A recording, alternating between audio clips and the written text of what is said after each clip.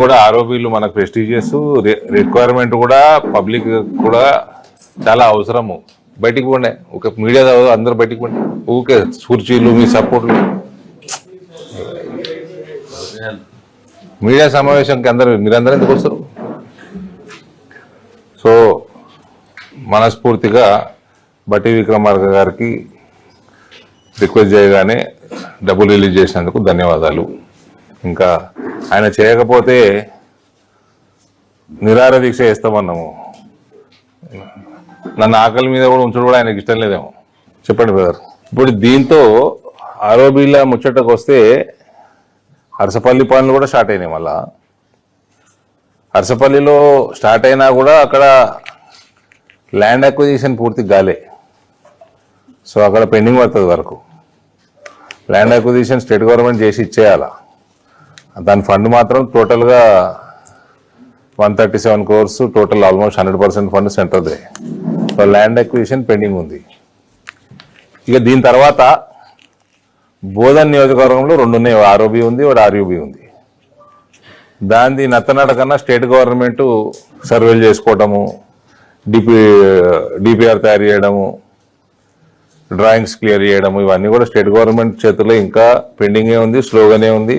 కాబట్టి అక్కడ ఎమ్మెల్యే గారు ఈ మధ్య ఏదో అయింది, ఆయన అది కన్ఫ్యూజన్ ఉంది, ఏమైనా నాకు కూడా అర్థమైతే లేదు. ఏదో సరే కారు మీద బుక్ అయితే వచ్చింది కదా, ఇంకేదైతే ఏందని చెప్పినట్టున్నారు ఆయనకి. ఆయన నియోజకవర్గంలో శాంక్షన్ అయిపోయి ప్రధానమంత్రి గారు ఫౌండేషన్ స్టోన్లు వేసి ఆయన ఫౌండేషన్ స్టోన్ కార్యక్రమానికి వచ్చి ఇది ఎప్పుడు, ఇది బిఫోర్ పార్లమెంట్ ఎలక్షన్,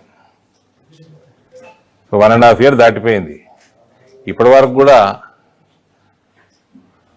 దాని మీద చిత్తశుద్ధి లేకపోతే, ధ్యాస లేకపోతే ఎట్లా అండి?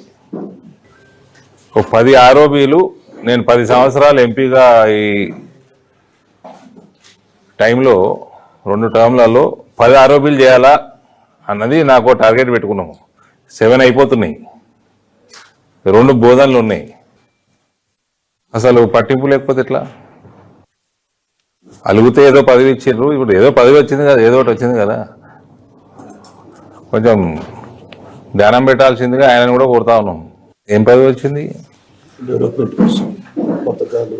ఫ్లాగ్షిప్ స్కీమ్స్కి.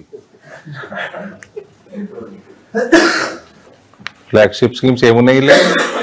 ఏమున్నాయి? 6 గ్యారంటీలు ఇప్పుడు సుదర్శన్ రెడ్డి గారు ఇంప్లిమెంట్ చేపిస్తారా? రేవంత్ రెడ్డితో చాలా గాంధీ సుదర్శన్ రెడ్డి గారు చేస్తారా? అందులో బస్సు తప్ప ఏది ఇంప్లిమెంట్ అవుతుంది? ఫ్రీ బస్సు తప్ప ఏది ఇంప్లిమెంట్? అసలు ఇంప్లిమెంట్ గ్యారంటీ స్కీమ్లకి ఈయన సలహాదారా? షిప్ మీద ఫ్లాగ్ ఉంటుంది అనుకుంటుండే మరి. ఫ్లాగ్ షిప్ అంటే సరే కానివ్వండి. బోధన ఆరోపీలు ఫాస్ట్గా చేయాలన్నది మా డిమాండ్.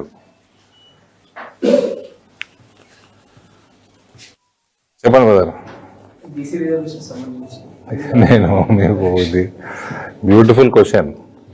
వీళ్ళు 42% అన్నప్పుడు నేను ఏమన్నా, పిల్లగాళ్ళకి చదువు చెప్పని వాళ్ళు, బీఆర్ఎస్ వాడు కానీ కాంగ్రెస్ వాడు కానీ, పిల్లగాళ్ళకి ఫీ రీఎంబర్స్మెంట్లు బీసీలకు ఇయ్యనోడు చదువు చెప్పినోడు సర్పంచం చేస్తాడానే?